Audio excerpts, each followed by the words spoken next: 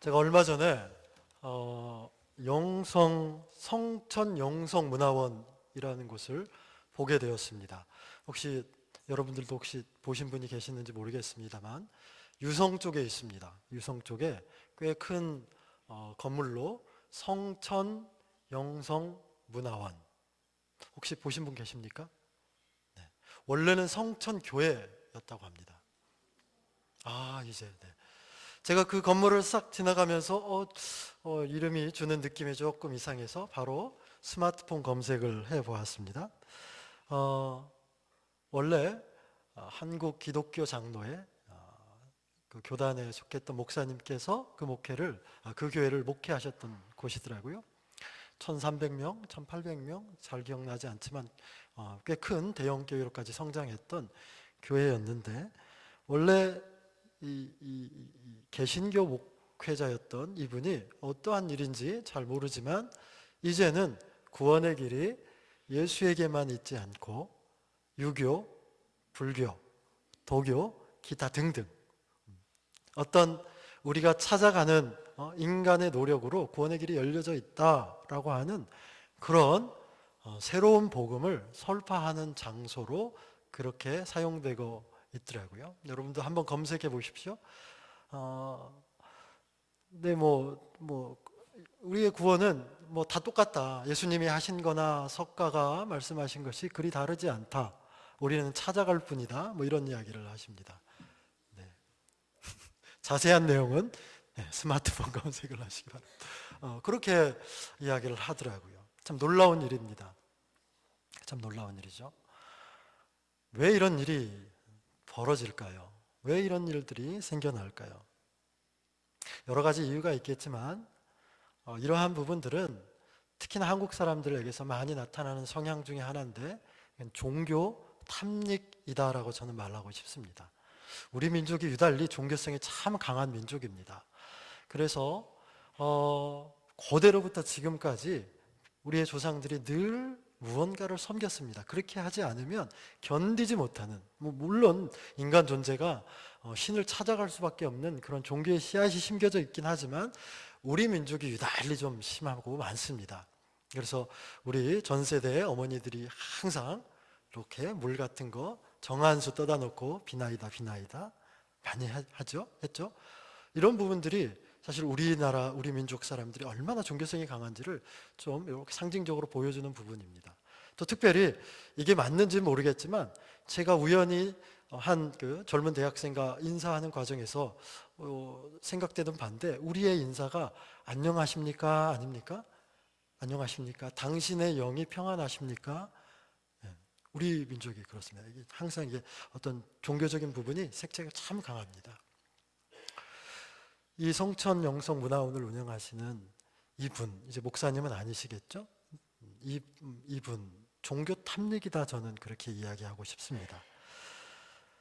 하나님을 만나지 못했기 때문에 스스로가 하나님을 찾아가는 그 길들을 탐색하고 그 길들을 자기 나름대로 많은 사람들에게 스스로가 알려주고자 하는 그런 부분에 있는 겁니다. 하나님의 이름을 내세우지만 실상은 자신이 하나님 행세를 하는 자기 기만성에 빠져 있는 겁니다. 죄인임을 거부하면서 하나님을 믿겠다고 말하는, 이게 참 중요한 사실입니다. 내가 죄인임을 거부하면서 하나님을 믿어야지, 내가 믿고 있다, 이렇게 말하는 신앙의 오만성이 있기 때문입니다. 내가 죄인이다라고 인정하지도 않는데 하나님을 믿겠다고 하는 겁니다. 하나님의 그 존재 자체보다 하나님이 주시는 선물에 온통 마음이 빼앗겨서 그것만을 바라는 신앙의 기복성을 우리에게 가르쳐주고 있는 겁니다. 하나님을 외면한 채 하나님 주시는 선물에 따라서 때로는 하나님을 찬양하기도 하고 때로는 그 하나님을 가차없이 버리고 저주하기도 하는 그러한 신앙의 기복주의자들, 신앙의 유신론자, 무신론자로 왔다 갔다 하는 그 판단 기준을 자기의 만족에 두고 있는 신앙의 인본주의적인 형태, 이것들을 다 가지고 있는 종교 탐닉자다, 이렇게 저는 규정을 하고 싶습니다. 내가 소망하는 것을 종교 안에서, 종교를 끌어들여서 그 속에서 이루고자 하는 그러한 모습들이 우리 가운데 참 많이 있습니다. 그리고 많은 이단과 거짓 교사들이 그런 부분을 건드립니다. 그러면 우리는 인간 존재가 신을 찾을 수밖에 없는 그런 종교적인 본성을 가지고 있는 데다가 우리 민족이 유달리 많이 가지고 있는 이 종교성 때문에 그러한 것들 가운데 쉽게 현혹됩니다. 우리의 소망은, 우리의 바람은 내가 추구하는 것, 내가 원하는 것, 그것을 넘는 하나님이 원하는 것, 하나님이 바라는 것, 그것을 내가 바라야 할 때 그것이 참된 소망이 되고 참된 믿음의 근거가 되는 겁니다. 여러분, 믿음에 근거하지 않으면 내가 이 땅 가운데서 무엇을 하든지, 무엇을 소망을 하든지, 무엇을 바라든지 그것으로 인하여서 어떠한 기쁨을 누리든지 그 결과물은 전부 다 거짓된 것이 될 수밖에 없습니다. 그것이 때로는 기독교적인 영성을 위장해서 우리에게 다가옵니다. 영성 문화, 이 말도 저는 이 어휘가 선뜻 손에 잡히지 않습니다. 영성 문화, 도대체 뭘 어떻게 하겠다는 건지. 사진을 제가 또 나름대로 검색을 하니까 그 교회 성가대석, 이렇게 성가대석에는 이제 교인들이 앉지 않고 당신이 이렇게 한 분재, 그다음에 뭐 도자기, 어떤 문화 작품들을 쭉 이렇게 앉혀놨습니다. 도대체 선뜻 손에 잡히지 않는 부분이 있습니다. 이런 말이 있습니다. 기독교가 그리스로 갔을 때 그리스 사람들은 기독교를 철학으로 바꾸었다. 기독교가 로마로 갔을 때 로마인들은 기독교를 제도로 바꾸었다. 기독교가 영국으로 갔을 때 영국인들은 기독교를 뭘로 바꿨을까요? 문화로 바꾸었다. 기독교가 미국으로 갔을 때 미국 사람들은 기독교를 비즈니스로 바꿨습니다. 사업으로. 그러면 우리는 어떻습니까? 기독교가 우리 안에 들어왔을 때 우리는 이 기독교를 무엇으로 바꿔놓고 있는지. 여러분, 우리가 믿고 있는, 우리가 신앙하고 있는, 우리가 오늘도 바라고 찾고 있는 그 모든 것들이 종교적인 형태 안에 다 함축되어 있는데 그 바탕이 복음에 근거하지 않으면 그것이 어떤 것이 되었든지 그것은 전부 다 거짓이 될 수밖에 없습니다. 기독교적인 영성으로 위장한 거짓. 여러분, 그러면 복음이란 무엇일까요? 복음이란 다름 아닌 하나님이십니다. 예수 그리스도 안에서 행하신 하나님의 행위가 복음입니다. 우리가 오늘 예배하는 대상도 베드로가 본문에서 밝힌 대로 예수 그리스도의 아버지 하나님, 그 하나님이십니다. 그런데 이 시대가 굉장히 보편주의적인 사고 시대가 팽배해서 모든 종교가 다 똑같다. 하나로 통합돼야 된다. 절대자는 다 똑같다. 가는 길만 틀리다. 이렇게 말합니다. 그러면서 다투지 말아야 된다. 싸우지 말아야 된다. 이렇게 말하죠. 세상 사람들이 그렇게 이야기하고 그러한 이야기들이 참 그럴듯하게 들리고 우리의 마음을 편케 만들지라도 그러나 복음은 하나입니다. 복음은 하나이고 그 대상은 하나님 아버지십니다. 하나님이 예수 그리스도 안에서 행하신 그 모든 행하심이 복음입니다. 우리를 만드시고 우리를 구속하시고 우리를 인도하시는 그것이 복음입니다. 예수와 관계없는, 예수 그리스도와 전혀 관계없는 그 어떤 하나님의 이름을 갖다 놓은 그러한 존재도 복음이 아닙니다. 예수와 관련이 없으면 복음이 아닙니다. 예수 안에서 예수 그리스도와 더불어 예수와 함께한 창조와 구속과 인도하심의 그 모든 것들이 복음입니다. 그리고 이 부분은 세상 어느 것과도 타협되어서는 안 되는 겁니다.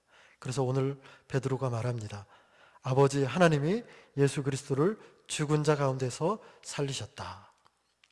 하나님께서 아들 예수를 살리셨던 것뿐만 아니라 오늘 우리도 살리셨습니다.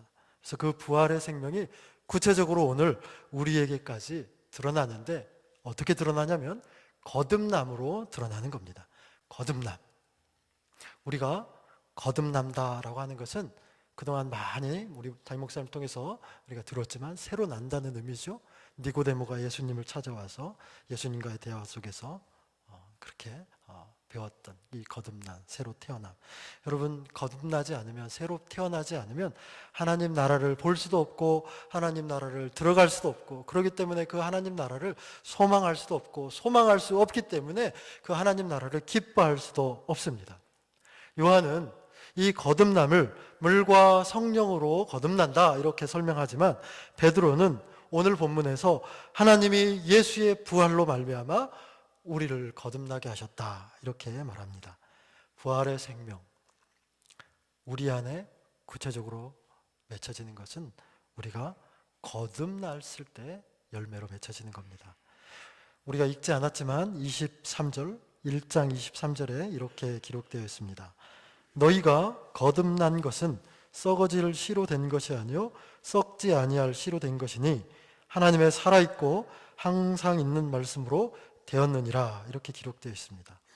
항상 살아있는, 항상 있는 그 말씀이 바로 복음이고 부활의 복음입니다. 이 부활의 복음이 우리 안에 하나님의 생명으로 심겨져서 우리가 거듭나게 되는 겁니다. 그리고 이 거듭남을 통해서 이 거듭남의 복음의 근거에서 우리의 소망이 있고 그 소망을 통하여 삶의 기쁨이 있는 겁니다.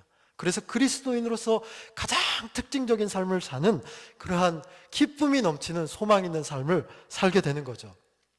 내가 하나님을 찾아가서가 아니고 하나님의 그 복음에 근거한 그 거듭남의 소망으로 인하여서 우리의 삶이 기쁨이 넘친다라고 하는 겁니다. 여러분, 거듭남의 바탕이 없으면 소망은 살아있는 것이 아닙니다. 그 소망은 거짓된 것이고 죽어있는 소망이 될 수밖에 없습니다. 진실되지 않은, 뭔가 위장된, 포장된, 겉은 번지르하지만 뜯어보면 뭔가 좀 찜찜한 그런 거죠. 세상에 이러한 거짓된 소망의 표본이 광고가 유사합니다. CF 광고. 여러분, 우리나라 사람들이 광고를 참 잘 만듭니다. 광고를 참 잘 만들죠. 그리고 잘 설득되기도 합니다. 그리고 우리나라 사람들이 그 겉으로 드러나 있는 어떤 이미지들에 의해서 스스로가 그거화하는, 이미지와 자신이 동일하다고 그렇게 오해하는 그런 경우도 참 많이 있습니다. 그래서 좋은 고급차들 이름을 보면 체어맨, 그거 타면 의장이 되는 그랜저, 뭔가 막 당당하고 위풍당당한 이런 그런 어떤 이미지들을 부각시킵니다. 제가 지금 소리가 좀 이상하지요? 콧소리가 좀 나죠? 감기에 걸렸습니다. 비염도 약간 있는 데다가. 그래, 어제 집에서 저희 집 사람은 없고 저 혼자서 이렇게 TV를 좀 보는데 그 광고 중에, 홈쇼핑 광고 중에 에어 땡땡이라고 하는 공기청정기를 판매를 하는 겁니다. 이거 20만 원 상당인데 12개월 무이자, 본체 2개, 보너스로 차량용 2개. 야, 이거 남은 시간은 30여 분. 그리고 자꾸 저는 이제 그런 거를 잘 못합니다. 핸드폰으로 이렇게 해가지고 자동 전화해서 뭐 이렇게 사고 하는 거를 제가 잘 못합니다. 그래서 저거 사면 내가 지금 이렇게 기관지도 약하고 감기에도 걸려 있고 밤에 코피도 간혹 나는데 저거 사면 나의 건강은 물론이거니와 우리 가족의 건강도 담보되겠다. 저거 사야 된다. 그래서 저희 집사람에게 전화를 했습니다. 지금 어디야? 어디라고 합니다. 좀 빨리 와야겠는데? 저는 그 빨리 와야겠는데 하는 그 목적이 빨리 와서 저거 구매를 좀 해라 이런 건데, 저희 집사람은 빨리 더운 날씨 가운데 힘들어하니까 빨리 와서 좀 쉬어라 뭐 이렇게 받아들였던 것 같아요. 그래서 제가 보통 그러지 않는데 그냥 집에서 입는 헐렁한 옷차림으로 저기 집 앞 문 밖까지 나가가지고 또 우리 오시는 사모님을 맞이하고 어서 오시라고. 이유는 다른 데 있지 않았습니다. 빨리 와서 이제 20 몇 분 남았는데 그 사이에 빨리 판단해서 저걸 구매해야 되니까, 건강해지려면.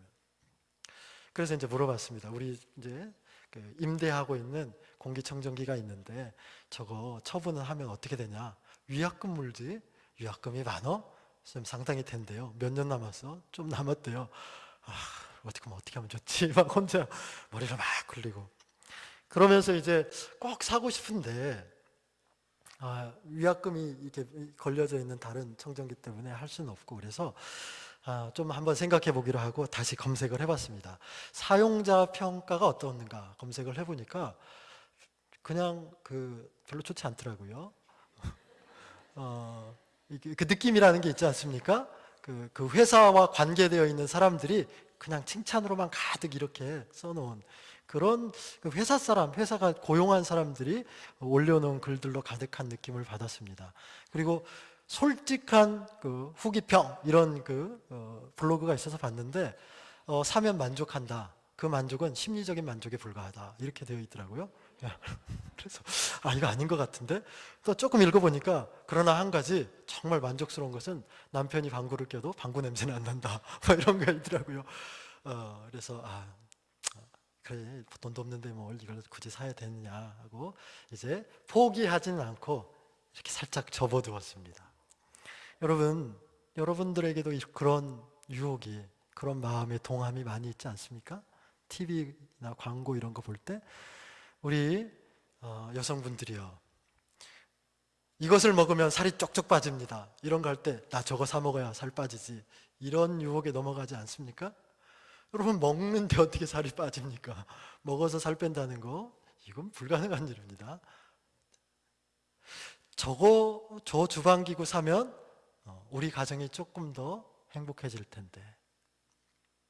그런 광고들로 우리를 많이 유혹합니다. 그것이 거짓된 소망을 그렇게 드러내고 있는 이 세상의 표본입니다. 재밌는 이야기를 한 번 더 해드리겠습니다. CF 광고, 이 광고 제작에 대가가 있었습니다. 이 사람이 죽었습니다. 우스갯소리니까 그냥 우스갯소리로 들으셔야 됩니다. 광고의 대가가 죽었습니다. 죽어서 저승에 딱 갔습니다. 저승에 딱 가니까 베드로 사도가 그를 맞이합니다. 그러면서 내가 당신한테 옵션을 주겠다. 2곳을 갈 텐데 당신이 2곳, 천국과 지옥을 먼저 살펴보고 당신이 마음에 드는 곳 한 곳을 선택해라. 이렇게 말하니까 그렇게 하자고. 그래서 천국을 먼저 보여줬습니다. 천국을 보여주니까 드넓은 초원에 천사들이 하프를 막 연주하고 있고 많은 하나님의 사람들이 한가로이 눕고 편안한 자세로 지루한 듯한 그런 표정을 짓고 있는 겁니다. 그래서 여기는 좀 별론데 하고 다른 것을 보여주십시오 하니까 지옥을 보여줬습니다. 지옥을 딱 문을 여니까 어두컴컴한 곳에 사이키 조명 막 돌아가고 수없이 많은 남녀가 거기 서서 엉켜서 광란의 파티를 벌이고 있는 겁니다. 그러니까 이 CF 광고의 대가가 지옥을 택하겠어. 그래서 지옥을 선택을 탁 했습니다. 그러니까 갑자기 시커먼 저승사자 2명이 이 사람을 양쪽 손을 탁 부여잡더니 갑자기 불구덩이에 탁 던져버리는 겁니다. 그러니까 너무 당황스럽고 황당해서 아니 베드로 사도요, 약속이 틀리지 않습니까? 지옥이 왜 이렇게 틀립니까? 이 사람이 이 베드로가 뭐라고 했는지 아십니까? 네가 본 건 광고거든. 이렇게 말했습니다. 역시 제가 이거를 교육자들에게도 2번 제가 아까 했는데 이렇게 효과가 나지 않았는데 광고가 그런 겁니다. 우리를 현혹하고 우리를 자꾸만 우리의 생각을 왜곡시키게 만듭니다. 여러분, 세상은 그러한 곳입니다. 세상은 거짓된 소망으로 포장을 내서 우리를 자꾸만 그곳으로 끌어갑니다. 무언가 긍정하고 무언가 희망으로 미래를 담보하는 것 같지만 그러나 사실이지 않습니다. 우리의 소망은 항상 복음 안에 그 거듭남에 기초되어야 되는 겁니다. 거듭남의 확신 가운데 기초될 때 이 소망이 흔들리지 않습니다. 그리고 베드로는 이 소망을 5절에서 예비하신 구원이다 이렇게 표현합니다. 여러분, 예비하신 구원, 그것은 우리가 이미 구원받았지만 이미 경험된 구원을 우리가 누리고 있지만 내가 주님 만날 그때 내게 예비한 하나님 나라의 그것, 내게 상속된 그것, 내게 예비하신 그것을 소망한다는 겁니다. 내가 이미 경험했기에 그것이 어떠한 것인지 알기에 그것을 바라고 그것을 소망하고 그러한 미래가 내게 예비되어 있기에 그것만을 바라보고 확신하며 나아간다라는 겁니다. 그리고 그것을 베드로 사도는 산 소망이다 이렇게 말하고 있는 겁니다. 예비하신 그 구원의 내용이 하늘에 간직한 유산을 상속받게 하는 이러한 산 소망으로 베드로 사도는 그의 마지막 생을 고난 가운데서도 버티고 믿음으로 승리했던 겁니다. 여러분, 베드로 사도가 이 편지를 쓸 때는 로마의 핍박이 가장 극심할 때 중에 한때입니다. 베드로전서 1장 1절에 이렇게 기록되어 있죠. 예수 그리스도의 사도 베드로는 본도, 갈라디아, 갑바도기아, 아시아와 비두니아에 흩어진 나그네에게, 여러 아시아 지역으로 흩어진 하나님의 사람들에게, 그곳에서 온갖 박해와 고난과 힘겨움 가운데서도 세상이 담보하는, 세상이 유혹하는 거짓 소망에 흔들리지 말고 오직 부활하신 예수 그리스도 안에서 거듭나게 되는 그러한 부활의 소망을 붙잡고 살으라, 이렇게 말하고 있는 겁니다. 베드로전서의 기록 추정 연대는 신학자들마다 다 틀립니다. 그러나 요즘에 보통 63년 또는 64년으로 추정합니다. 64년 7월경에 로마에서 무슨 일이 일어나냐면 우리가 잘 아는 대로 네로 황제의 로마 대화재 사건이 일어납니다. 그리고 이듬해 다음에 베드로는 거꾸로 십자가에 못 박혀 죽게 됩니다. 여러분, 그러한 상황 가운데 베드로 사도는 다른 것에 흔들리지 마십시오. 오직 그 거듭남의 소망을 붙드십시오. 이렇게 이야기하고 있는 겁니다. 여러분, 이 소망함이 우리 가운데 있습니까? 이 소망함이 우리 가운데 있을 때야만이 우리의 삶에 참된 기쁨과 참된 만족이 있을 수 있는 겁니다. 메시지는 이겁니다. 여러분, 우리가 오늘 어떻게 살고 무엇하며 살고 그것보다 더 중요한 것은 내가 어떠한 상황 가운데 있을지라도 하나님 내게 주신 이 믿음을 끝까지 붙들 것인가, 붙들 수 없는 것인가, 지킬 것인가, 지키지 못하는가, 이것이 중요합니다. 그리고 하나님께서는 하나님의 능력으로 우리에게 구원의 그 은혜를 베푸셨고 그 구원의 은혜를 이루게 한 그 믿음을 우리에게 주셨고 그 믿음을 하나님의 능력이 보호하신다, 오늘 말씀이 우리에게 증거하고 있습니다. 그 하나님을 우리가 의지할 때 거짓 많고 유혹 많고 시험 많고 고난이 많은 우리의 삶 가운데서 이 예수 그리스도의 참된 소망, 살아있는 소망이 흔들리지 않게 되는 겁니다. 여러분, 그 소망을 오늘 품으시기를 바랍니다. 그리고 그 소망 안에서 기뻐할 수 있기를 바랍니다. 이러한 산소망을 가진 자들의 가장 큰 특징이 기쁨인 겁니다. 기쁨. 그냥 기쁨도 아니고 오늘 본문에 보면 큰 기쁨이라고 말합니다. 세상 것과 비교할 수 없는 큰 기쁨. 왜 큰 기쁨이겠습니까? 세상의 기쁨은 환경에 좌우되죠. 환경에 지배되죠. 그래서 때로는 기뻐하지만 때로는 그 환경 때문에 기쁨을 잃어버릴 수 있습니다. 그러나 우리가 예수 그리스도의 이 산소망 안에 붙들려 있다면 환경에 흔들리지 않는, 지배당하지 않는, 늘 기뻐하는, 늘 하나님 앞에서 만족하는 이 참된 기쁨을 누릴 수 있게 되는 겁니다. 여러분, 장기려 박사라고 하는 분을 혹시 아십니까? 한국의 슈바이처라고 불리는 장기려 박사님에게 한 분이 물었답니다. 박사님, 지금까지 오랜 세월 사시면서 가장 기뻤던 거 있으면 좀 말씀해 주시죠 하니까, 첫 번째는 결혼한 아들이 손주를 낳았을 때 참 기뻤다, 이렇게 말합니다. 두 번째는 송기정 선수가 마라톤 우승했을 때 기뻤다, 이렇게 말합니다. 그리고 그 두 가지 기쁨보다 가장 큰 기쁨은 내가 예수 믿어, 예수 안에서 그 모든 세월들을 잘 견딜 수 있게 한 그것이 참 기쁨이었다, 이렇게 말합니다. 여러분, 우리가 베드로 사도가 살았던 그 시대의 고난이 우리에게 지금 없습니다. 장기려 박사가 살았던 그 옛날에 그 모진 핍박도 우리에겐 없습니다. 그러나 우리의 마음을 자꾸만 왜곡시키고 우리의 마음을 자꾸만 유혹하고 넘어뜨리게 하는 세상의 유혹과 시험 여전히 존재합니다. 그것 가운데 흔들리지 않고 오직 예수 그리스도의 부활의 신앙에 근거한 산 소망을 붙잡고 다시금 일주일 동안 세상 가운데서 그 하나님 기뻐하는 복된 삶 누리는 저희 모든 성도들 되기를 축복합니다. 기도하도록 하겠습니다. 하나님, 우리에게 하늘의 귀한 소망을 허락하시고 우리의 맡겨진 삶 가운데 하나님 나라를 기억하며 기대하며 기다리며 믿음으로 살아갈 수 있도록 우리의 모든 삶을 주의 성령께서 인도하여 주옵소서. 세상의 거짓된 것에 흔들리지 않고 오직 산 소망 대신 예수 그리스도만 붙잡을 수 있도록 하나님의 능력으로 우리를 보호하시고 이끌어 주옵소서. 모든 말씀 예수 그리스도의 이름으로 기도드립니다. 아멘.